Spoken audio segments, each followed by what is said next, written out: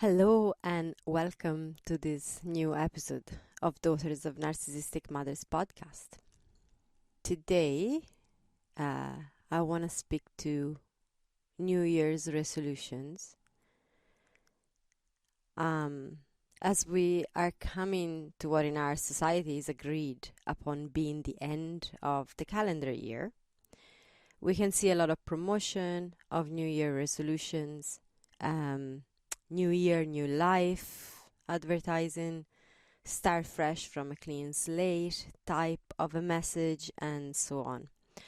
And all these are accompanied by a lot of loud talk about taking stock of the year gone by and celebrate your successes.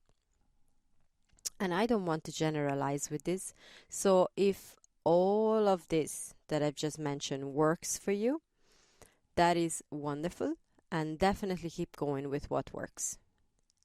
However, if taking stock of the past year, trying to wipe the board clean, and all that makes you focus on all that you feel you have not done yet, on all that you could have done better, and so on, if the thought of setting the tone for the new year through resolutions fills you with dread and anxiety, if you're comparing yourself to all those people that are loudly celebrating how they had the best year yet and claiming how they're already prepared and set up for even more success for the next year, and when you do that you feel like you're coming up short, then I get it. Then this episode is for you. And that is why because of all of these things that I just mentioned, I felt that creating this episode now at this time was really important. We are in a time when we get overloaded with information. Everyone on social media is sharing their mighty achievements, which in many cases shows only the polished version of their lives. That's something to keep in mind. What we see on social media accounts is the best part of people's lives, if that part is even real. And that's really important to remember. And with all of that, I'm not saying that celebrating one's achievements is inherently a bad thing to do. I mean, if it's true, I'm all for celebrating. But it's important that as a viewer of all of that, of all of this content, you understand the mechanics of the triggers that can happen within us, as a result of paying attention to all of that. It's not really that what's being shared is inherently bad. There's nothing bad in that. It's just what can be triggered in us that we need to be aware of. So if you're listening to this podcast, by now you've realized your mother is a narcissist or has shown clear narcissistic behavior. That's why you're here. So I want to go through some of the main traits again to fully understand why this time of the year and the whole analyzing the ending of the calendar year and the setting the famous New Year's resolutions can be truly a challenging time. Okay, let's go through some of the traits in order to understand this better. So a narcissistic mother's love is conditional. Okay, there are always conditions to meet in order to be loved by her. You need to be like she wants you to be, and you need to perform by her rules and standards, which are not often clear. Then a narcissistic mother compares her child to others. This could be to the other siblings or even to strangers. I mean, it could be a friend you're bringing home after school when you were a kid, that you get compared to her. It doesn't matter who it is, but it always leaves you, as in the child in question, feeling like they always come up short. A narcissistic mother wants to be needed, so she uses any possible way to communicate that you're not good enough, that you can't make it on your own, that you would not be able to do it without her. She will emphasize your so-called failures to make you believe she's essential in your life. So can you see the thread? Like, all of these points are to underline how you're not enough inherently by yourself. You know, there's conditions to her love. She compares you to others. So that seed of comparing yourself to others is planted very early on. So that goes back to the point I was making earlier. When we start comparing to the successes of others, is it bad that other people share their successes? But no, really, they can share what the hell they want. But it's that comparison part that's been alive, that pattern that we've been taught since a very young age, it just gets triggered. And also she will emphasize our failures, so that we're never feeling independent from her. But let's keep going with this. There's a few more points. So a narcissistic mother values public opinion above all, and she will mention your successes only when she can do that as if they were her own. Okay, she will take credit for your successes, and in the same way she will talk about your failures if it serves her in conversation with others. So it makes her look better talking about your failures, or if she can complain about them so that she gets positive feedbacks from others, like, oh no, but it's not your fault, you've done your best with this child, and whatever stuff like that. A narcissistic mother feels in competition with her daughter. Okay, so she will not waste a good opportunity to belittle you and underline your lacks and limitations, because she is competing with you on some level. And she uses guilt tripping and gaslighting as tools to prevent you from being independent and from succeeding, especially at things she did not manage to accomplish herself. Here we go back to the competing part. And if you ever manage to get there, okay, so if you ever manage to achieve something despite all that she's trying to do, she will take credit for it anyways. So again, we go back to that. And these are only a few of the main things that happens when you have a narcissistic mother. Her ways to manipulate you so that she can maintain that control over you. You remember, for a narcissistic mother, you are an extension of her. You're not a separate person. You don't have your own identity. You kind of don't have your own rights as a person. You are an extension of her.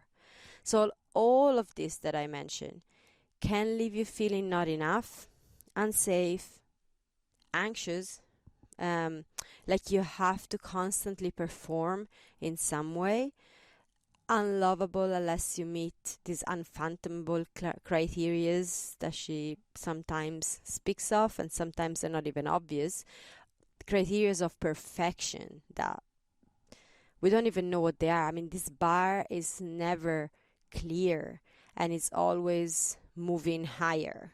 Anytime you think you've achieved what you thought she wanted, she finds faults, or she finds someone else that is doing it better than you, or she tells you that when she was younger she was doing it better than you, and whatever you've achieved means nothing. You're just lucky because you have all the best conditions, and she had to struggle to get to where you're getting so easily, and blah blah blah. So you're never actually just told that what you're doing is wonderful and amazing, just as it is.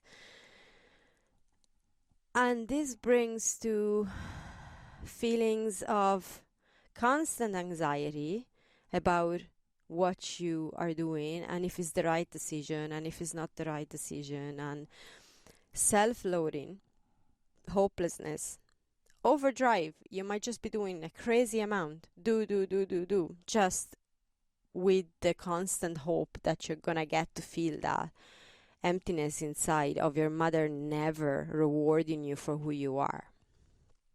Depression, even. All of that can come as a result of all that we just mentioned. So in the light of what we just said, we need to be aware of all of it when we decide it's time to take stock of the year gone by.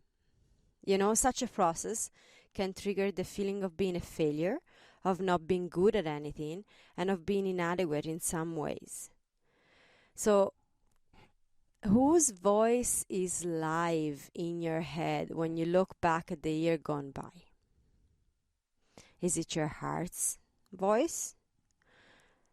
Are you truly open to receive all the lived experience that you've been through? Or is it your mother's voice reminding you how faulty you are and how you haven't done good enough and how you could have done better? It's really important. During the 10 weeks one-on-one program, so many of you have mentioned the inner critic's voice, your mother voice. We have an episode on how to quieten that inner critic and go beyond it on this podcast. So you can go listen to that if that's a thing that resonates with you. But this inner critic voice is like as if your mother was like sitting on your shoulder, always repeating the same tune. You know, you're not good enough. Always there to remind you that you're not good enough. Always planting the seed of doubt if you're trying to make a decision, or if you're choosing to do something different. It's always there. Okay, and I really get it. I have one too. Even as I record this episode, she's there telling me how not good at this I am. And probably it always will be there.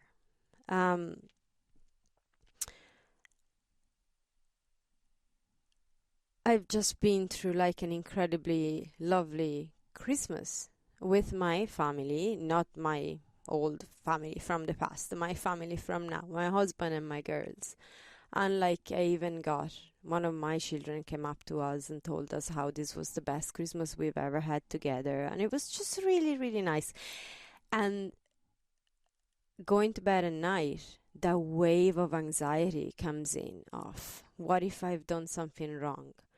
What? And it's not even those sentences don't even come up into my head anymore, because at this point my brain knows that I don't actually believe those sentences. So it's too easy for me to spot the pattern when those words come into my head, like I haven't done a good enough job, but it gets sneakier. It gets like it's a wave of the emotion, of the feeling of anxiety, and it's a wave of inevitably something is gonna go wrong because you don't deserve things to go this well. and that's that voice. So it's just I'm sharing this with you because this is real live lived experience. I mean, it's this day's experience, but that's what happens still within me, and that voice might be there for a very long time to come. The work is to start recognizing that voice for what it is. It's only an echo of the past, and it's nothing to do with reality right now. That voice is not here to tell me anything. It's just like, it's been a lovely Christmas. It's been a lovely time. That's it. I have nothing to worry about. It's purely the past. That I remember, this is a memory that has come for me at times when I was just like in such a blissed out mode, doing my own games. When I was a kid, you know, I had my toys. Maybe my sister was with me. We were playing and everything was lovely. And then all of a sudden, from maybe downstairs or another room, my mother would shout my name really loud and angry because I had done something in her mind that was not right. And she had to yell from another room, which would jolt, like I jump from that space of being completely like in your blissed out zone and safe. All of a sudden there was like this spear reaching my energy in my body, everything, and just making me feel like, oh my God, what have I done now? And that is nowadays still coming through in these waves of anxiety. When something goes really, really well, that wave comes in because I'm expecting that voice from downstairs hitting me. So we all have this. We've all had experiences like this growing up. That's why you're here. And so these voices from the past keep emerging. And I just, first of all, actually, I want to tell you that you are amazing and beautiful as you are. So I wanted to share that. I wanted to share that experience, and to say that those voices have nothing to do with how you are really as a person. They have nothing to do with your present situation. They are purely voices from the past. But those voices, that inner critic, that your mother sitting on your shoulder, when we are told, oh, it is really time to take stock of the year gone by. I mean, you need to just sit down and journal and do such and such and such, and just make a list of all your achievements. And, from here, you set the tone for the next year. You don't even have time to catch your breath in between the stresses before the holidays, which we've had episodes about the amount of challenges and triggers that within the context of being a daughter of a narcissistic mother, within the context of having narcissistic family members, we go through before the holidays. So we haven't even caught our breath and we're like thrown into this new chapter, which is like, take stock of the year gone by, set your New Year's resolutions, don't miss out, don't waste your time. There's like, you get bombarded by promotions of like, the quicker you book this thing, the quicker you do that, the quicker you get this new diet on, the quicker you get back to the gym and do your exercises, the quicker you whatever.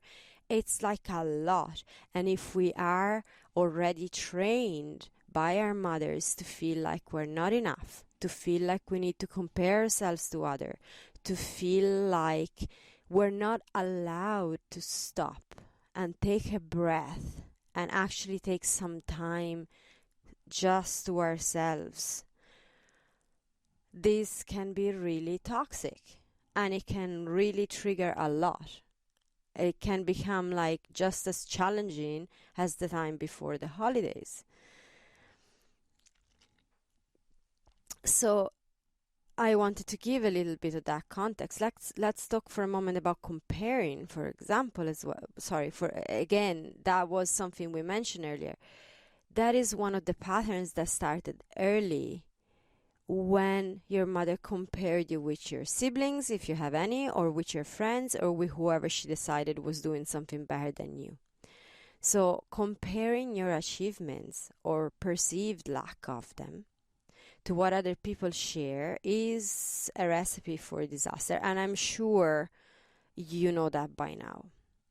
And I know it is hard not to fall into the trap of comparing when it all seems so loudly advertised. I mean, I know that these people that put stuff out, they do a really good job. Okay, they do a really good job. The images are photoshopped or changed, and obviously when you're putting snapshots of your life and you want to share it publicly, well, most of the time you're going to put the best bits, okay? You're not going to put in the photo albums the shitty photos. You're only going to put the best ones.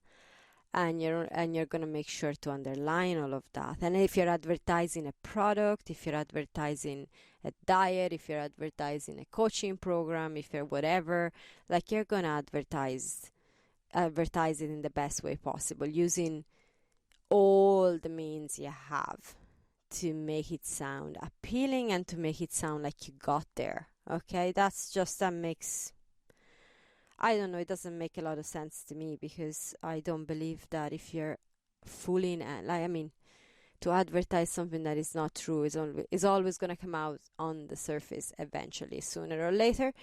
But I know that there's a lot of that out there, and so it's easy to believe who shouts the loudest. A good medicine for that is taking a break from social media, from your phone. Take a break from the noise. Take some time to detox.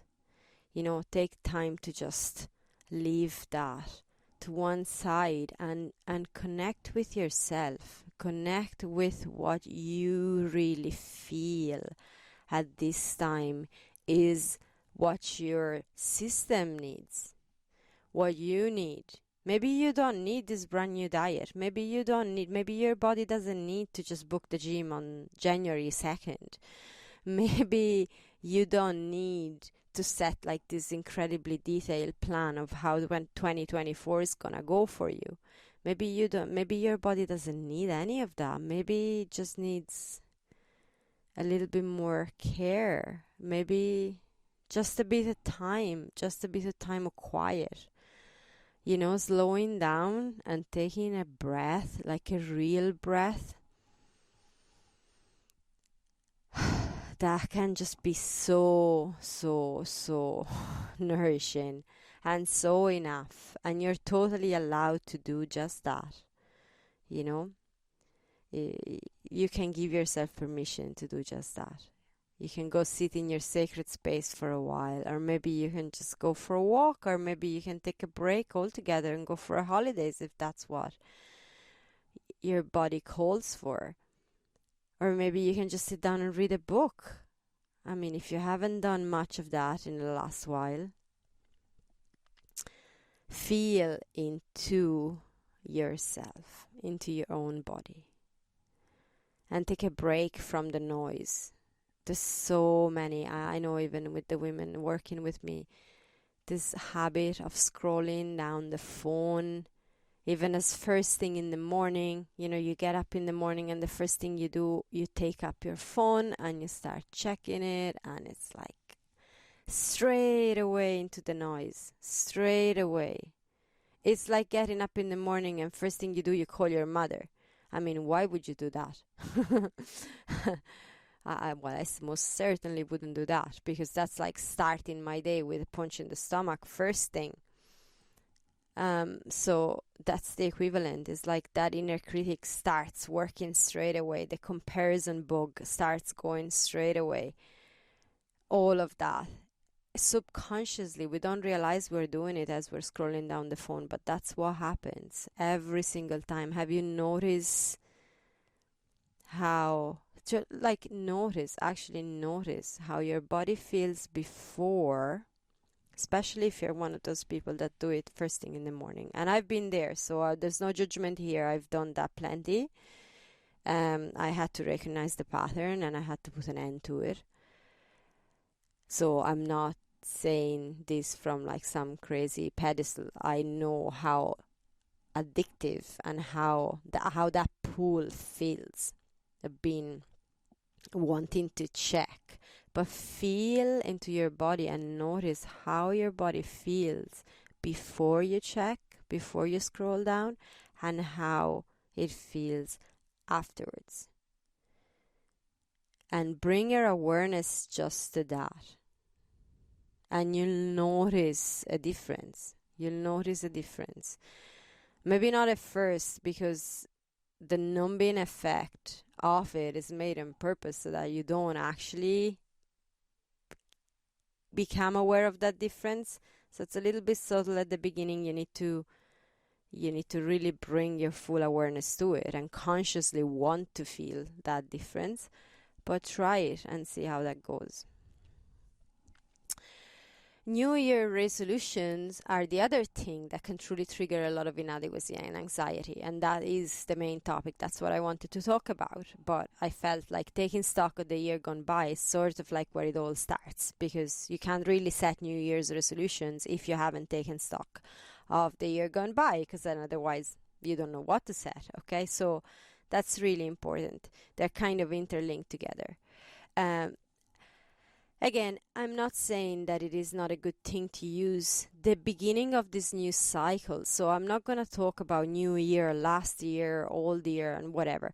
It's merely a cycle. Okay, life moves in cycles. Everything in nature moves in cycles. And there's a death and rebirth cycles.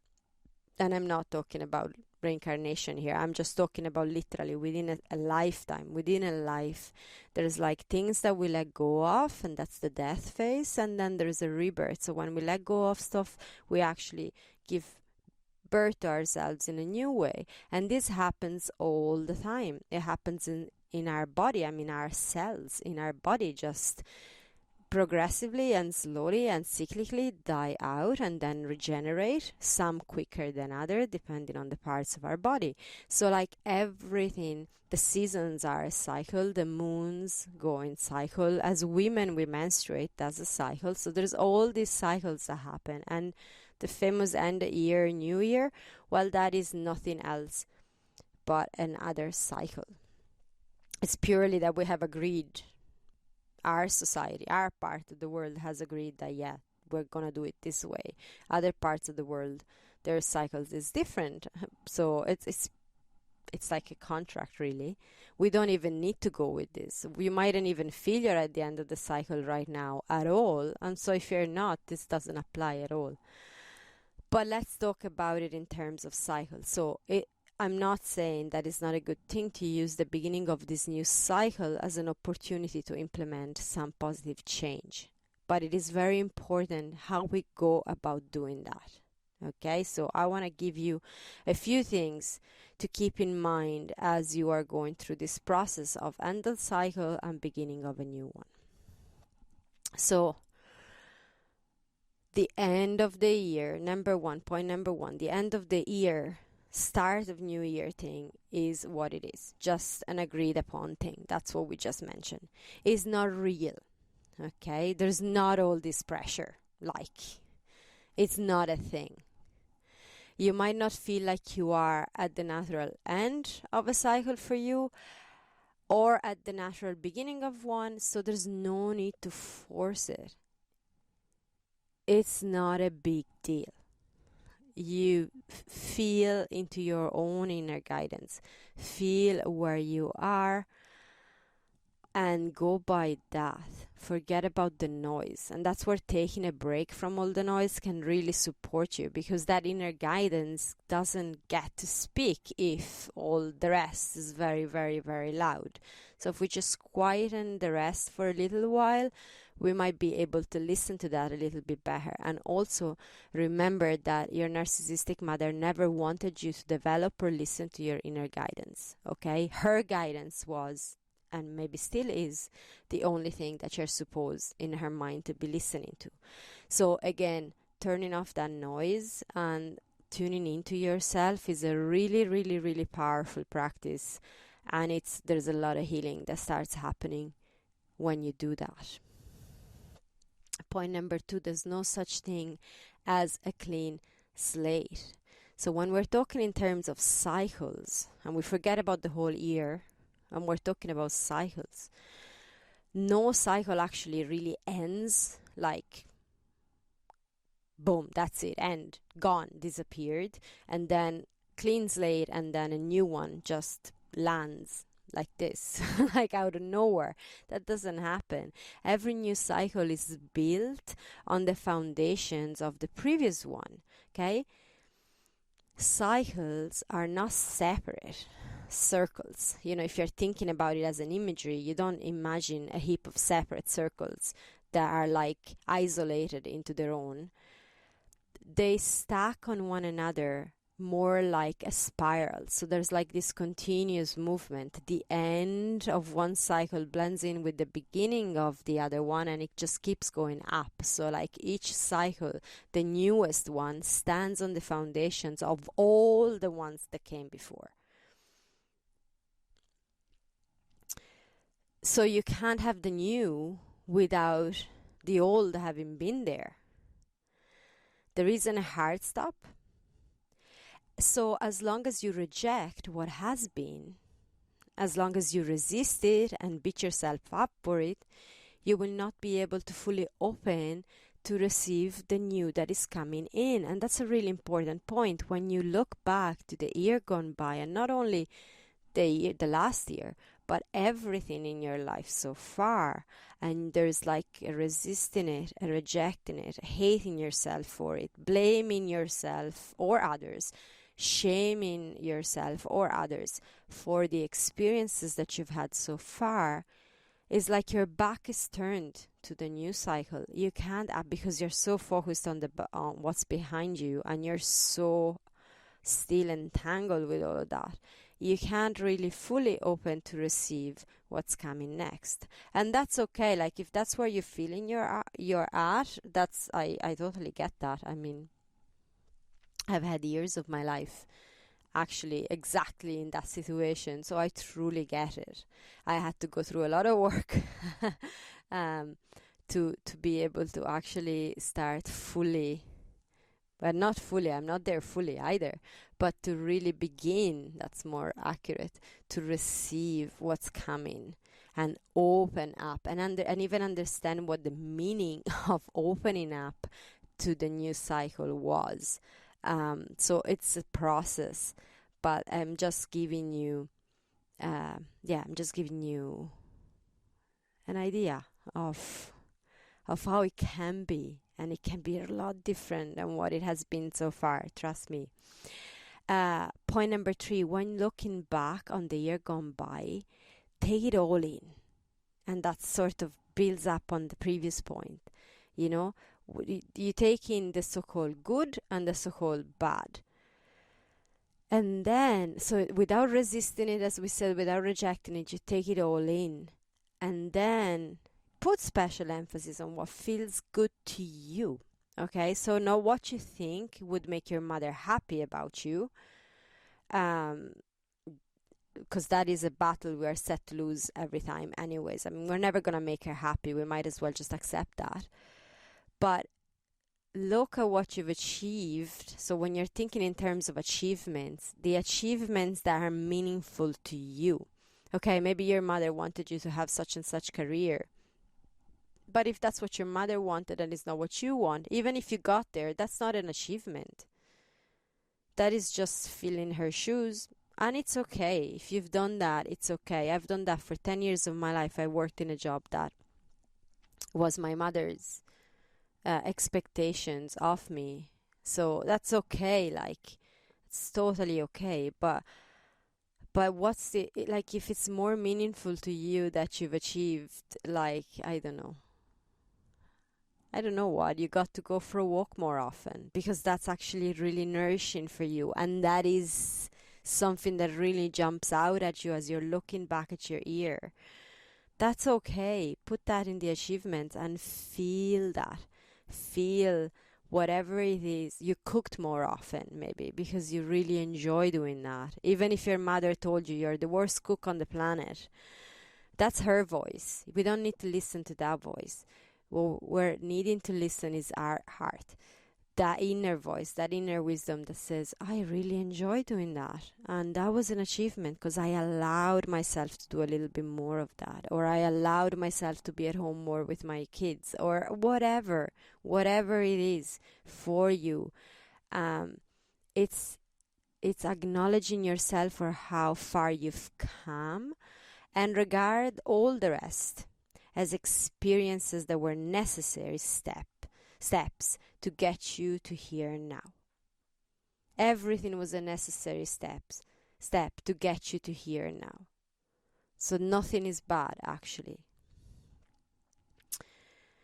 Point number 4, receive the wisdom you've gained through each experience. So if everything was a necessary step that taught you something, and there's a wisdom, like a general wisdom, you don't need to go one point at the time, but like there's a general wisdom that you've gained through the old cycle, and there are no failures, there are no mistakes, there is only wisdom gained. And when you can open up to that, when you can literally, if you want to journal on that, journal on the achievements that were meaningful to you, and journal on the wisdom that you've gained through every experience.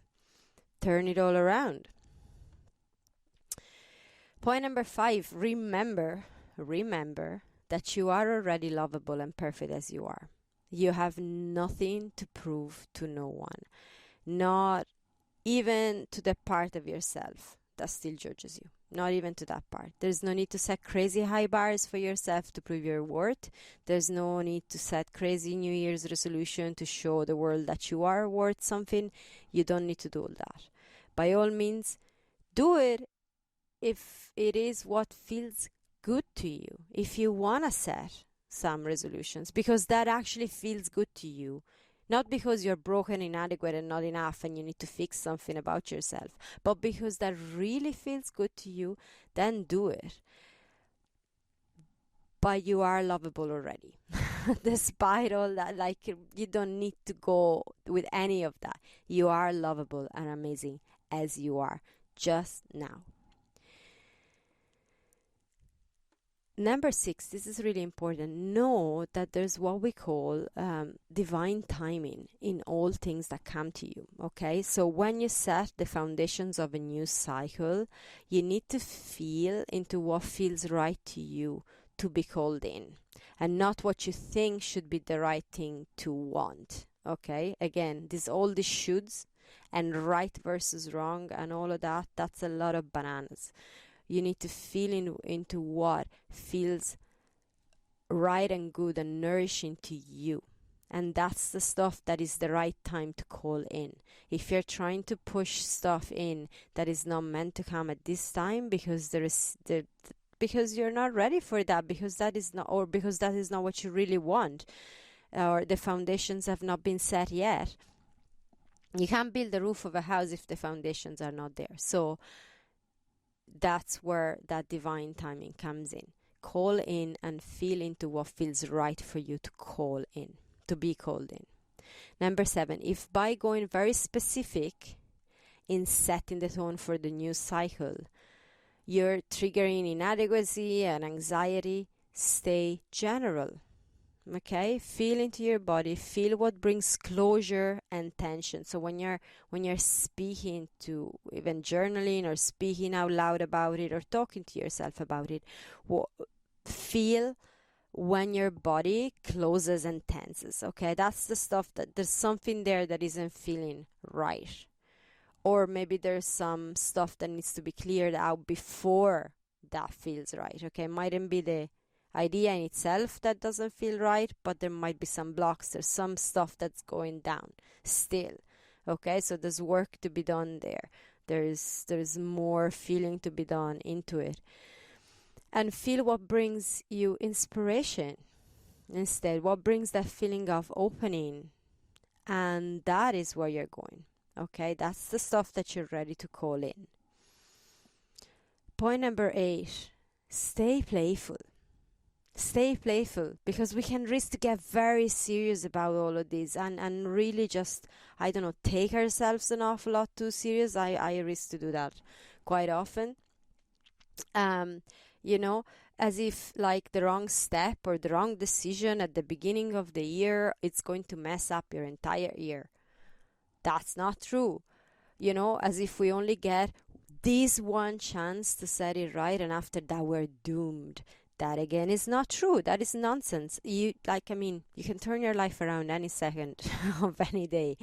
There's never like this, oh my God, beyond this point, I've done it. I've made so many mistakes, it's irreparable at this point. No, that doesn't happen. Doesn't matter how much you mess up, you can always try again. Okay, as we said, there's no mistakes or failures, there's only experiences. So stay playful, experiment and play. Bring the element of fun into your life. What if I did a little bit more of this year? What if I did a little bit less of that? And see how that goes, and sample it for a month and then see. And then maybe that didn't work, or maybe it did. So what if I do a little bit more again and play like that? And on this note, I want to announce the last of this mini series of special episodes that we did during this time. So we've had my husband Marco Shire as a guest. We've had Megan Malohani last week, and this week on Thursday, we're going to have a special guest that is a lady that has changed my life 100%, like with her art and her amazingly loving support. She's been so, and she still is so important in my life. So in the next episode, on this coming out this Thursday, I want to welcome in Val Young. She's an artist, illustrator, and wonderful friend. So stay tuned. And we're gonna talk about all things creative, and bringing what it means to be bringing creativity and playfulness in as a way of life, and also how to spark up creativity, which doesn't just necessarily mean into the painting world, but into anything creative that you want to do in your life. Okay, it's been such an amazing conversation, and yet again has opened my eyes to new layers of that. So stay tuned for that. That was just a quick note because this point made a lot of sense. To introduce her on that. So stay playful. Stay playful. That was point number 8. Point number 9, feel into the new cycle, and you can welcome in a team for it, rather than setting a very specific goal or more than one goal or the famous resolutions. So this for you could be the year of abundance, for example. That's your team. Or the year of gratitude, or the year of acceptance, or the year of softening into your heart, the year of healing, the year of reclaiming your life, and so on. So just give it a theme. When I was saying earlier, when we get to specifics, sometimes we're triggering responses and we get anxious and we get like, oh, that's too much, overwhelmed even. But when you get general, and again, it goes with that feeling into the body. If you get too specific and you start feeling that tension and closure coming up, just take a step back. It's like broadening the vision, and making yourself more open, and take a step back again if you need, and feel at what point you can feel your body softening and feeling inspiration again, and stay general like that. That's softer. So giving a theme to your entire cycle, to this new cycle, which doesn't, by the way, have to be from January to December 2024. This new cycle could be the next couple of weeks, could be the next couple of months, could be the next couple of hours, could be the next moon, whatever. Like, it doesn't have to have a 12 months length. But feel into the new cycle coming and give it a theme that feels good and nourishing to you, okay, to your heart and to your soul. And you don't even need to share that. That's actually a point I haven't made in any of this, but your mother doesn't need to know that you're going through all this process. Your mother doesn't need to hear about the theme of the year for you, or what you're planning to do or not do, and your different view of the entire new cycle and the healing that you're doing. None of that. If it's not safe to share, which is, if she's a narcissistic mother, I can tell you quite for a fact. I very rarely state facts, but it's rarely a safe thing to do, to share with your mother all of this. She'll have her opinion, and she will make sure you hear about them, and they're not going to be constructive ones. So I would definitely try my best to avoid doing that. Then you can feel into it, as always. Don't take my word. Feel into it. That's very important. You know your situation better than anyone else.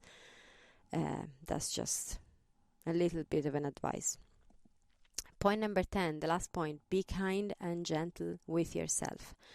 Connect with the nourishing mother energy that is within you, the one we spoke in the last special episode, that divine mother energy that is inside of you. We have that. So connect with that. Let that be your guide every step of the way. Remember that nothing is set in stone. Nothing is final. Stay open to receive. Remain flexible and soft. And when you're not flexible and soft, that's okay. You go back to your breath, go back to the tools you have, and get flexible. A little bit more flexible, a little bit softer, while all the same holding the structure of the strong foundations that you've already set with all the cycles gone by. Don't forget that. You have a strong foundation under your feet. Well, you have the earth first of all. I mean, she's the biggest mother energy. She's there and she's our foundation. So even if you're not feeling anything else, she's there. You can place your feet on the ground now, even if you are at the 10th story of a building. The earth is underneath you no matter what. Like, you can feel the ground, you can feel her. Go outside, go anywhere where you can feel her underneath you. That foundation is always there. And then there's also the foundation of all the old cycles that are part of you and that you have been living and experiencing, and each step taught you something. Each step brought some wisdom to you. And so open to all of that. Feel that strength, that solidity underneath you, like, and behind you, kind of holding you. And then softly open up, gently, a little bit at a time. Stay general if you must, to receive the next cycle, however long that feels to you. Okay, so that's a completely different way to go about this whole thing of taking stock of the last year and setting New Year's resolution. This is what I do. The whole New Year resolution stuff, I've tried it. That really didn't really work. Brought a lot of hardness and a lot of self-judgment. So it wasn't really for me. But I've seen in my years working that this time of the year, just there's an amp up of the anxiety and the pressure that we feel on so many levels. So try this different way to go about it. Listen to this episode again, go through the different points, journal about it if that is your thing, sit with it, whatever it is that your process is. Feel it. Feel the new cycle coming to you. Feel the old cycles holding you. Bring in that divine mother energy that is in you, and see how it goes. And I love to hear your experience of this, what your thoughts about this. If you are indeed finding it challenging, you can share that with me. The email is in the description of the episode. You know, I love hearing from you. So yes, I'd love to hear how this time of the year goes for you, and if you have questions, if you need any particular support on it, as always, please reach out, and I will get back to you. And yeah, again, we're at that time when we're gonna think about hanging the new calendar on the wall. So I want to take this time for a moment to thank you really, really, from the bottom of my heart. If you've listened to the last maybe 2 episodes ago, I was talking about my 9-year-old daughter creating a dragon calendar for next year without yet knowing that it was the Chinese year of the dragon. We found that out afterwards.